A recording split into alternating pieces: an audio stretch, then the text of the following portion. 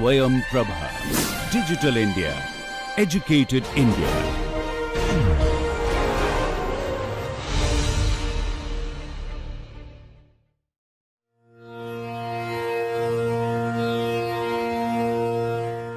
In the history of Carnatic music, we see that one particular period is known as the golden period of Carnatic music. By this we mean that it refers to an era when music flourished at its very best. And this happens to be the latter part of the 18th century, which is the most important period in the history of South Indian music, when three great composers, that is Vagyakaras, emerged, namely Sri Tyagarajar, Sri Muthuswami Dikshidhar and Sri Shyama Sastri.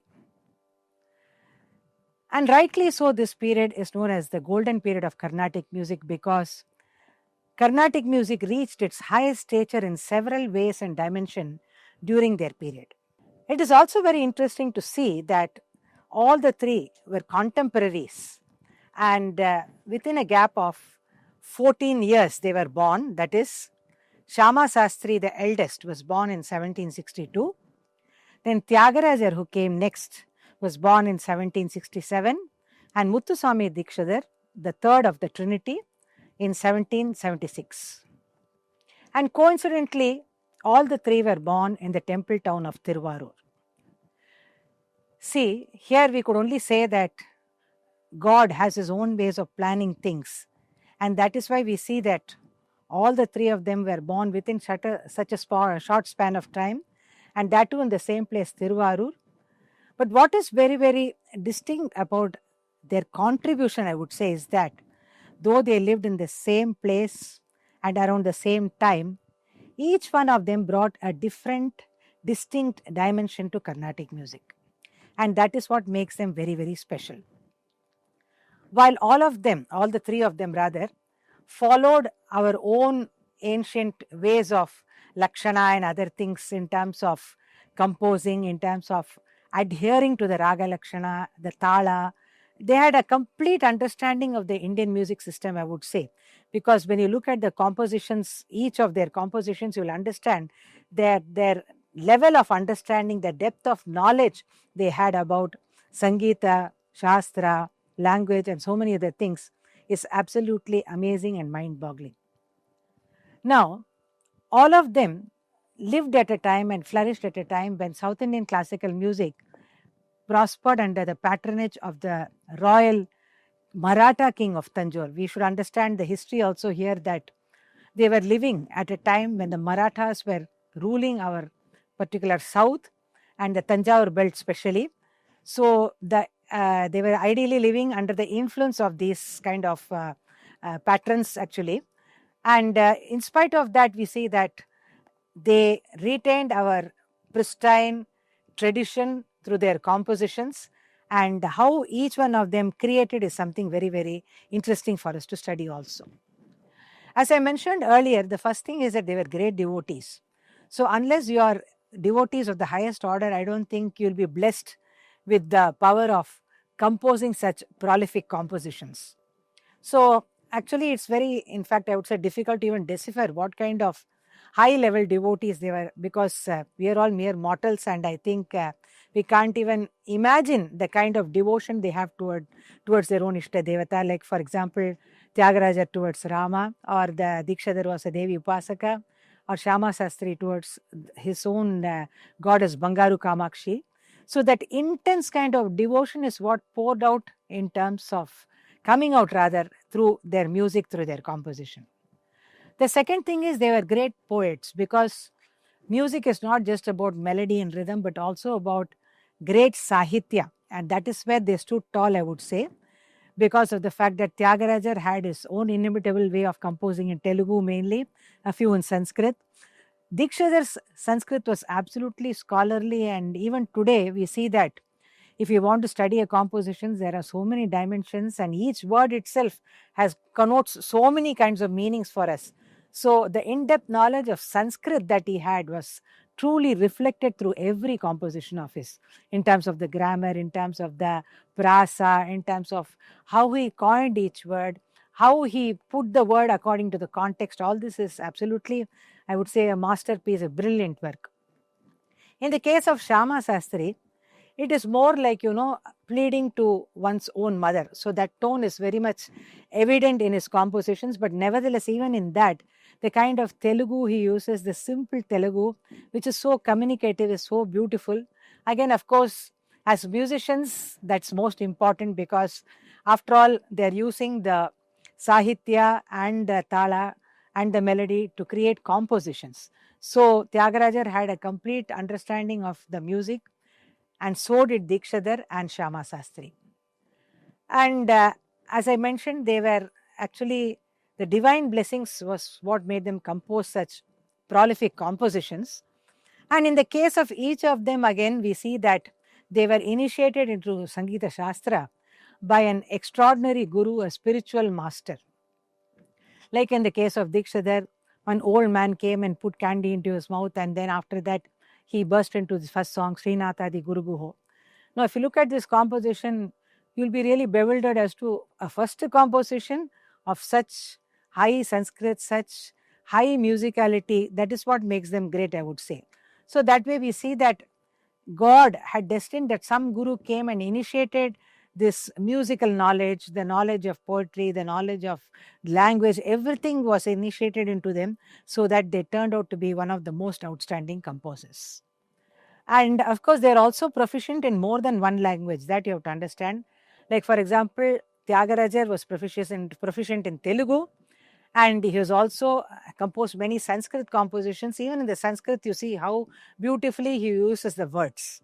Similarly, though the Dikshadhar has composed mostly, or I would say that almost everything of his compositions are in Sanskrit, we also see that there are one or two Manipravala Kritis. That is, Manipravala Kriti means amalgamation or coming together of 2-3 languages.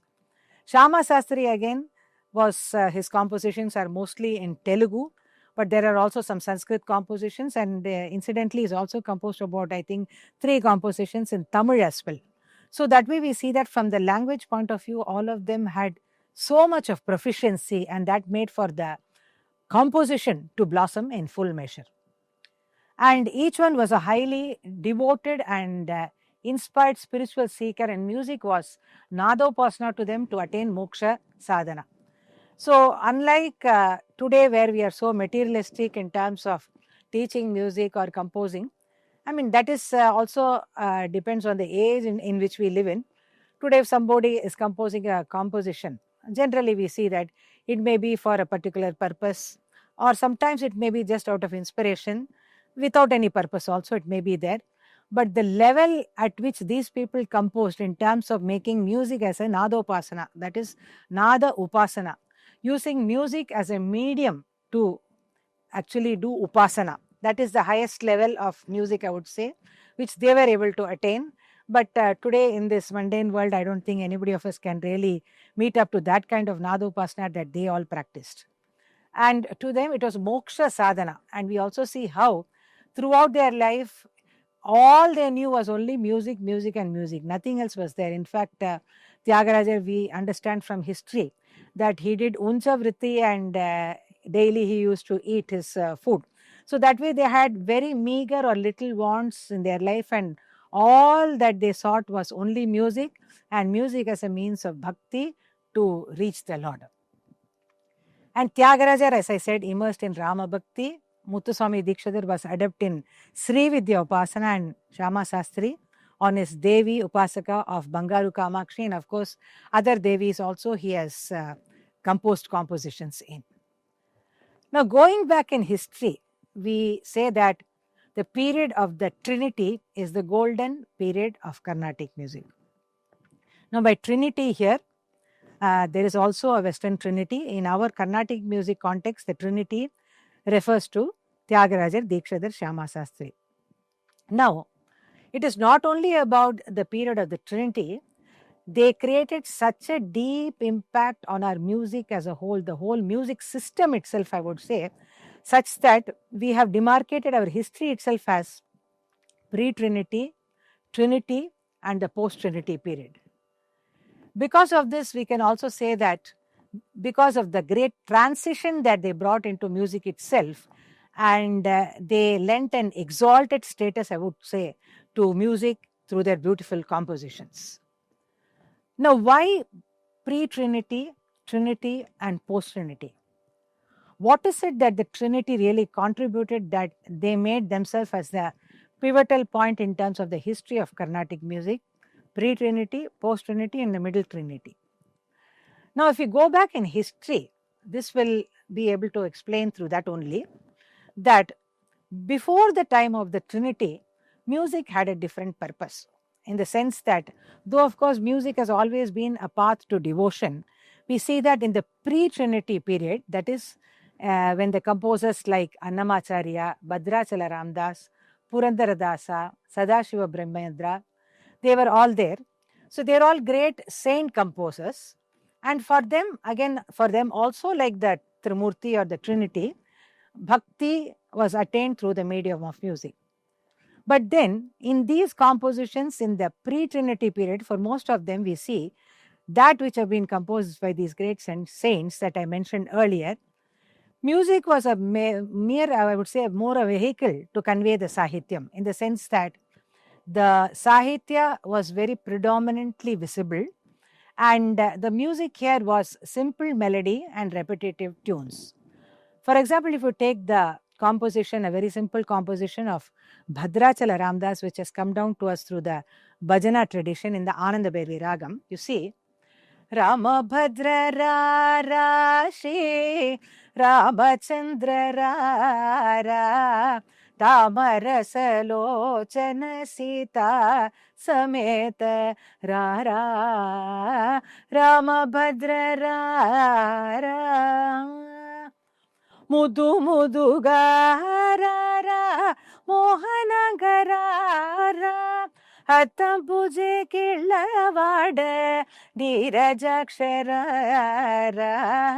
Ramabhadra Shri Ramachandra Ra Tamarasalochana Sita Sameta Ra Samagana Lolana Chakkanayara Ramadhasunelina Bhadrachaleshara Ramabhadra Shri Ramachandra Ra Tamarasalochana Sita Sameta Ra Ramabhadra Ra. Of course, as a Carnatic musician, I may have added a few embellishments here and there, but nevertheless, in the bhajana tradition, it sounds much more simpler, I would say, these kind of compositions. And you would have observed, even though I may have used a bit more of gamakas than the usual what they use in bhajana tradition, you would have observed two things. First thing, of course, is that the pallavi, and of course, I sang only 2 charanas. There are multiple charanas, and all the charanas follow the same tune. Now, when all the charanas follow the same tune, it is understood obviously that the sahitya is more important than the melody. So, the music or the melody becomes an aid to kind of highlight the sahityam. The second thing, of course, you saw was the simplicity of the melody. This is very important because we also understand that while the saints composed, their focus was not on the musicality. We'll be talking about the Trinity to see how the shift has happened from the focus of only Sahitya to focus of more on the melodic aspects as well. So in the pre-Trinity time, what happens is that all these composers compose such simple compositions. And also you see that the compositions of all these composers I mentioned, like Purandaradasa, Bhadrachala Ramdas, Sadashiva Brahmendra, they've all come to become a part of the bhajana tradition. And even today they are a part of the bhajana tradition because of the fact that it is in simple tunes. And in bhajana, you would also obviously know that in bhajana it's about one lead singer singing and the others following him. So if the others who are following, they may be initiated into music, they may not be initiated into music. Some of them kind of, maybe old people, some may be young people. So another important thing which comes to the fold is that the melody also operates within a particular range. It doesn't go too high or too low. So it operates mostly around the madhyasthai so that it makes it comfortable for everybody to sing. And also the simple tunes makes it such that you need not know what the ragam is, you need not know what the swaras. For example, I sang in Ananda Bhairavi, but immaterial of whether you know what Ananda Bhairavi is or immaterial of whether you know what the name of this particular composition, the raga name is, you are able to follow and catch on because of the simplicity of the tune. So every composition like this in the pre-Trinity period, you would see that the raga movement was very, very simple structured so that everybody could also join in as a congregational singing.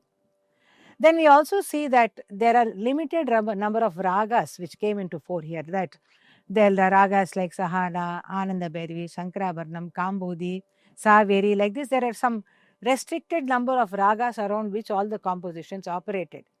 And the area of ragas, throwing open the area of ragas came only in the time of the Trinity. Now, the Trinity actually brought about fresh thoughts in their musicality, and that's what makes them very, very distinct. Here, another landmark event which happens to be a part of the time of the Trinity is that while definitely Bhakti Bhava was important for every composer and every composition was replete with this Bhakti Bhava, what is important here is that music took a very, very important aspect of their compositions. Music became a very important and integral part of the composition, such that what blossomed is in the history we call as art music. That is, music became as important as the lyrics. And sometimes we could also say that the music here became a language in itself sometimes, where you see that a composition like, for example,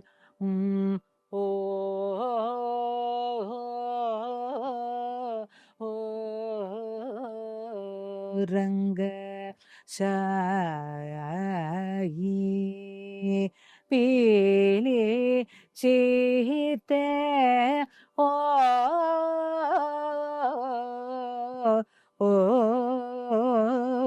Ranga Shayi. So there are only two words here, O Rangashayi Pilichite. But what comes out through the entire Rendukala Aditala here is the Kambodi Raga in its full blossoming form, I would say. So there are many such compositions where you see the focus has been in terms of bringing out the contour of the raga, bringing out the beauty of the raga, bringing out the scale of the raga, bringing out the different facets of the raga has been a predominant feature. And that's why I say also that music as a language itself evolved during the time of the Trinity.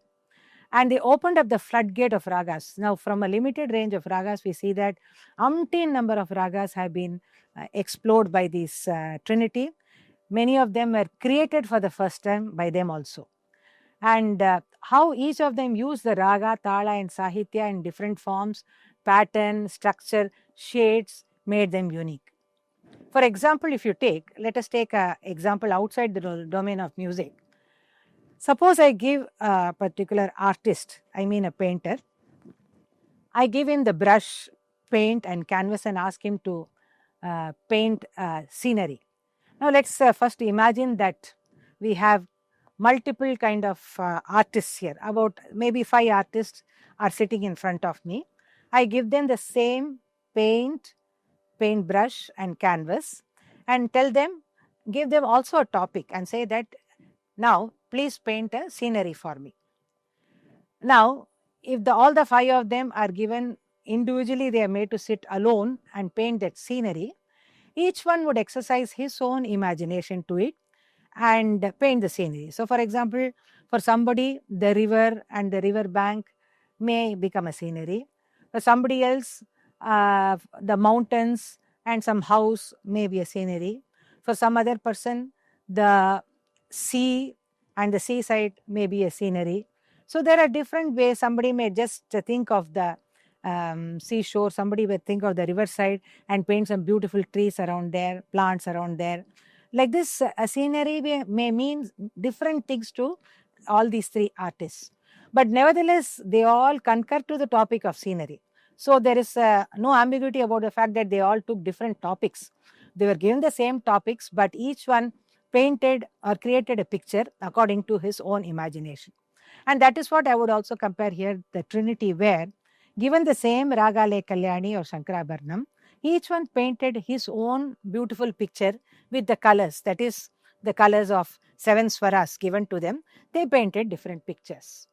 Now, if we give the same 5 artists, we don't give them any topic at all and then tell them, paint whatever you like. So each one may paint whatever they want. Somebody may paint a portrait, somebody may paint a scenery, somebody else may paint a flower vase. So like that, we see that here also in the case of the Trinity, given the broader spectrum of music, each one created their own ragas, their own kind of imagination with the ragas also.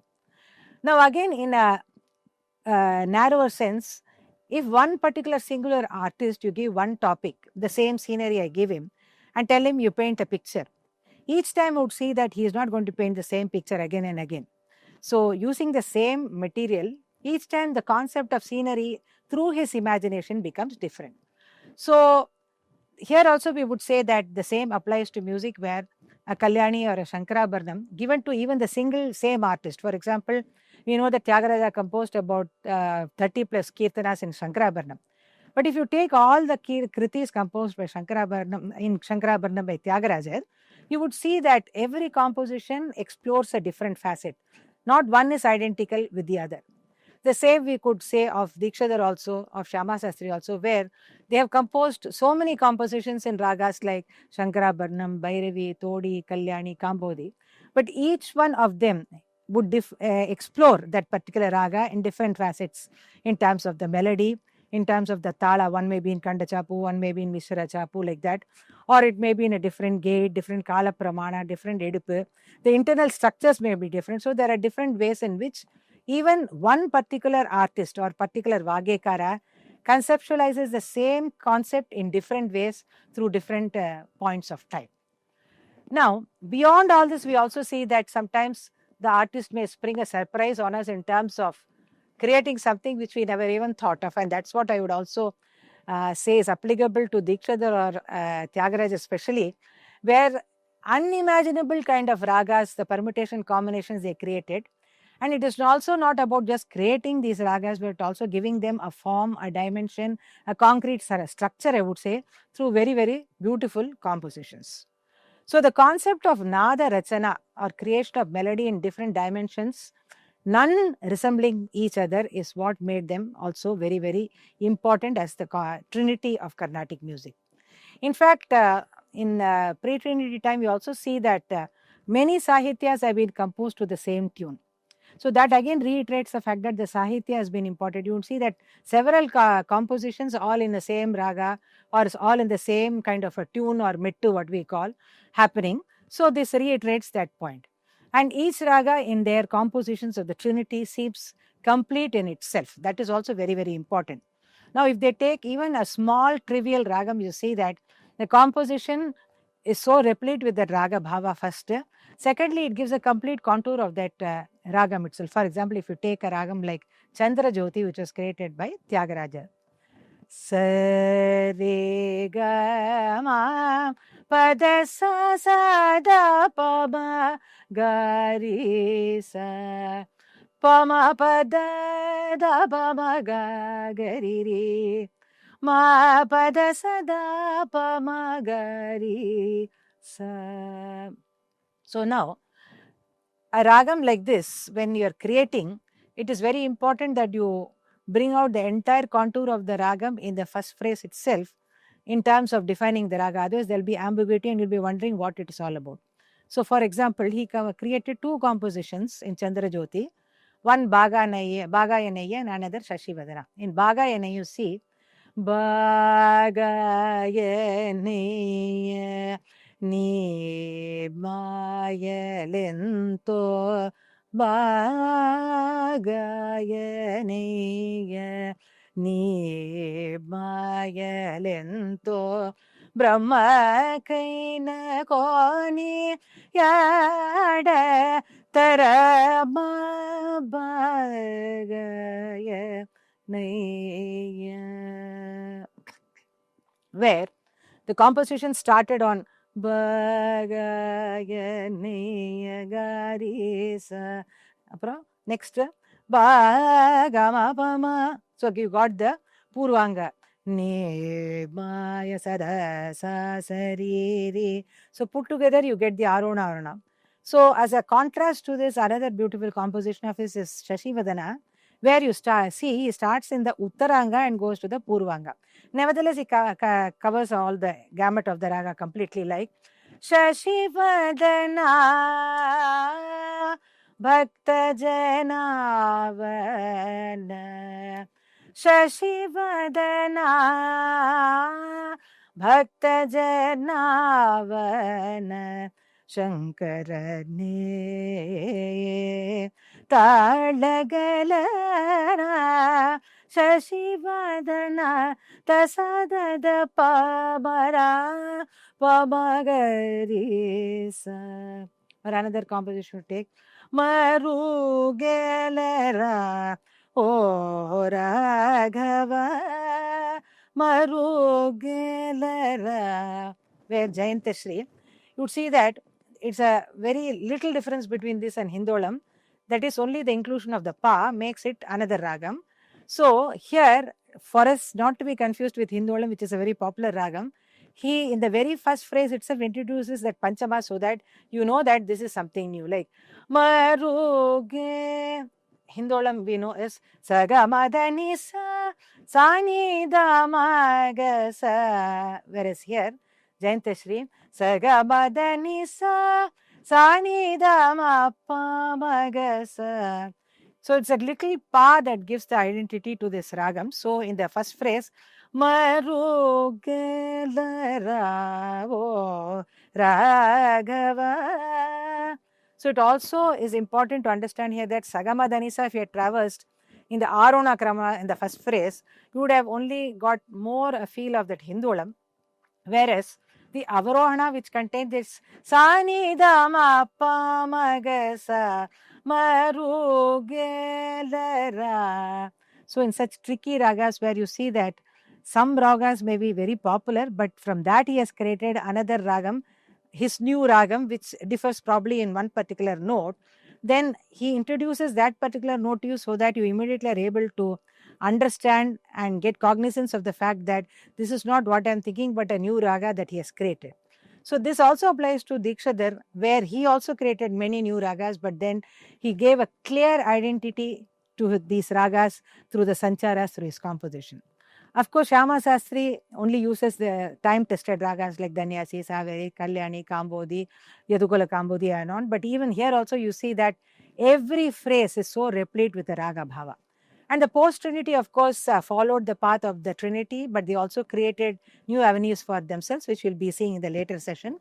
Nevertheless, the period of the Trinity is known as the golden period of Carnatic music because they brought about a complete change, complete revolution in the thought process in terms of how music itself can be conceived.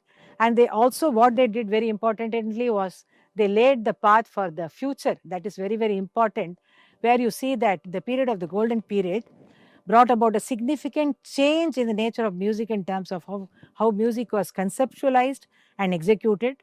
And most importantly, the period of the Trinity paved the way for the development of several aspects of music in future.